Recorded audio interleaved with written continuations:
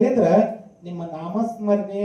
ಮತ್ತು ನಿಮ್ಮ ಧ್ಯಾನ, ನಿಮ್ಮ ಓಂಕಾರದ ಭಕ್ತಿ ಮಾರ್ಗ ಏನದ ಅದ್ಭುತವಾದಂತ ಯೋಗಾಶ್ರಮ. ಇಲ್ಲಿ ನಡೀತಕ್ಕಂಥದ್ದು ತಾವುಗಳಷ್ಟೇ ಜ್ಞಾನಾಮೃತ ಉಣ್ಣೋದು ಬೇಡ, ಸರ್ವರಿಗೂ ಲೇಸನ್ನ ವಹಿಸಿರತಕ್ಕಂಥ ಪರಮಾತ್ಮನನ್ನ ಆರಾಧನೆ ಮಾಡತಕ್ಕಂಥ ಯಾವುದಾರ ಆಶ್ರಮ ಇದ್ರೆ ಅದು ಯೋಗಾಶ್ರಮ ಅಂತಕ್ಕಂಥ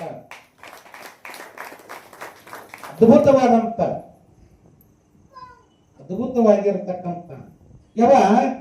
ಒಂದು ಸಲ ಓಂ ನಮ ಶಿವ ಅಂದ್ರ 1,000,000 ಯಜ್ಞ ಮಾಡಿದಂತ ಪುಣ್ಯ ಸಿಗ್ತೈತೆ. ಒಂದು ಅರ್ಧ ಗಂಟೆ ಸತ್ಸಂಗದಾಗ ಫಲಗೊಂಡ್ರ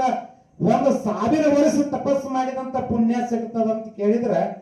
ಇಲ್ಲೆಲ್ಲ ಇರ್ತಕ್ಕಂಥ ಭಕ್ತರು